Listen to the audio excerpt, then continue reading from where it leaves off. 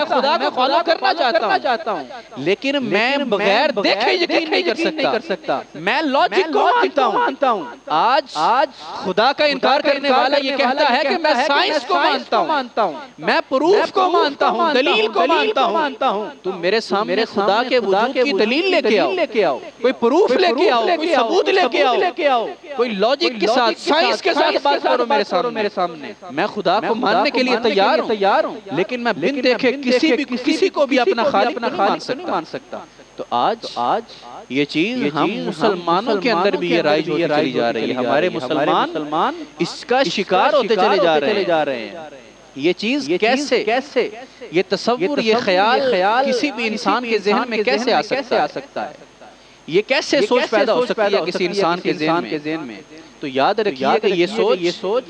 کسی بھی انسان کے ذہن میں یہ سوچ اس وقت پیدا ہوتی ہے جب وہ بندہ اپنے دل سے اللہ تبارک و تعالیٰ کے ذکر کو نکال دیتا ہے، جب توحید، اللہ تبارک و تعالیٰ کی ذات کا اقرار جب کسی شخص کے دل میں کمزور ہوتا ہے، جب اللہ تبارک و تعالیٰ کی ذات کا اقرار صرف زبان کی حد تک محدود ہو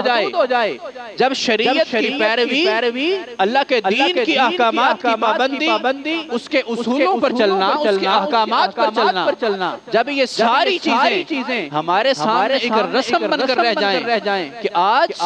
ہم خدا کو صرف اس لیے مانتے ہیں، آج ہم اللہ تبارک و تعالیٰ کی ذات کو صرف اس لیے مانتے ہیں کہ ہم مسلمان ہیں، ہم نے اس کے بارے میں کوئی پڑھا نہیں، ہم نے اپنے دین کا مطالعہ نہیں کیا، اپنے قرآن کو نہیں پڑھا، مصطفیٰ کے فرمان کو نہیں پڑھا، تو ہم نے اللہ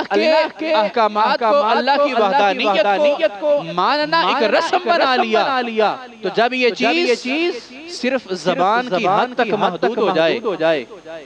جب دین کے احکامات کی پیروی، رسول اللہ کی شریعت کی فرما برداری، تابعداری، یہ ساری چیزیں جب ہماری زندگی کے فیصلوں سے غائب ہو جائیں، جب شریعت کا